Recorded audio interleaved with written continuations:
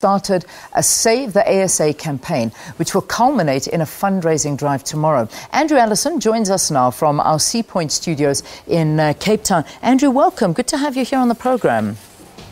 Good morning. Good to be here. Now, what led to the collapse of the ASA? Well, I think it's worthwhile first just pointing out just one minor correction.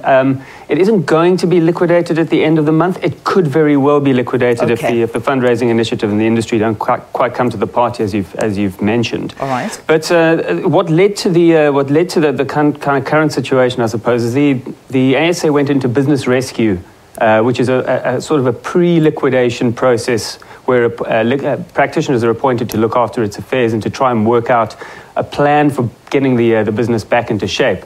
But there were kind of four major issues which were identified as contributing to this, one of which was just some issues with management. There was kind of growing overheads and costs of running the institution, bearing in mind that it's still a small institution and the costs are still not that high if you compare them to government organizations and much bigger entities. Yeah. There have also been a change in the levies or the funding model, in that some of the industry associations and bodies and members that historically have always contributed have started to fall on hard times. It's no secret that the press and print media are struggling and have been for some years, and they were always for the last 50 years of the ASA's history been a backbone of it. And I'm trying to think of what the fourth one was. And there's also been some quite expensive litigation in recent years, which has resulted in some costs for the ASA. Now, how does the ASA work? Is it something that people become members of freely and out of their own will? I mean, is it something that all advertisers have to abide by? How does the ASA actually work? Well, it's a really fantastic example of a self-regulatory body. It's set up, and it was set up by the industry, the marketing industry, close to 50 years ago, as I said.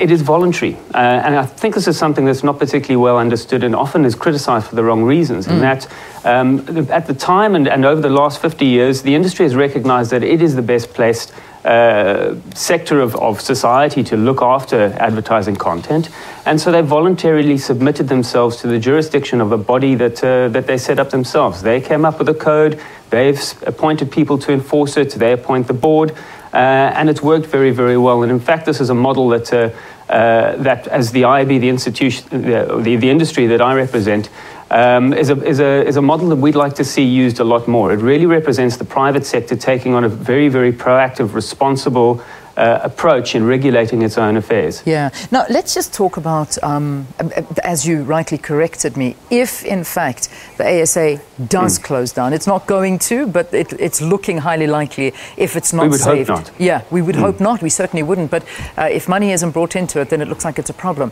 What will happen if there is no ASA? It's an interesting question, and to be honest, I'm not 100% sure what the answer is. There are still avenues for consumers who feel that they've been offended or feel that advertising is dishonest or misleading for them to take. The courts are always open to people. There's the National Consumer Commission and the National Consumer Tribunal who will still hear complaints. But both of those institutions are expensive. Very expensive, they are slow. The NCC is dealing with enormous backlogs at the moment and has expressly said that they would rather work with industry ombuds, so in organizations like the ASA has been fulfilling to date. And so it certainly doesn't spell the end of consumer rights as far as advertising content and complaints are concerned, but it really does limit the options and slow down and make more expensive the process of getting some form of redress, where the ASA has been highly effective in doing this cheaply, quickly and fairly. Yeah. All right, so what's being done to save the ASA? I know that there's a big fundraiser happening. You're obviously bringing as much awareness as you possibly can, but how are people able to assist and how bad is the situation? I'm fairly optimistic, and I think a lot of the members are. A lot of the industry associations that deal with the ASA, and indeed a lot of the brands, a lot of companies big marketers who've been slapped over the wrist countless times by the ASA are still huge advocates of it. I'm confident that a lot of South Africa's big advertisers are going to, and the associations that they represent are going to dip into their pockets and save the ASA this time. It is going to be conditional on some relatively stringent changes being made, all of which have been tabled and which are being discussed, and that will be part of the of what is happening tomorrow. Is this fundraising for members and the AGM which follows thereafter. Yeah. So yeah, I think that the industry is going to come to the party. I really hope they will do. Because I think they've recognised that it's in their interest to do so. As members of the public, I suppose, what people can do is remember that the ASA is there, it's available to them. If they are offended by advertising content, if they think that it's misleading or dishonest, they are absolutely welcome and encouraged to bring complaints to the ASA, who will adjudicate them. And I suppose that's probably, if we're going to speak to the country as a whole, is make use of this institution and see for yourself how effective it is. Yeah, well, I think that's reason enough for South Africans to get involved. It is to protect them, it's to protect their interests, and self-regulation is not necessarily the only way. It's good to have a standards authority to have. So if people want to get hold of you, Andrew, how do we go about it if they want to help? Is it just to get onto the ASA website, or is there another number or address that people can visit?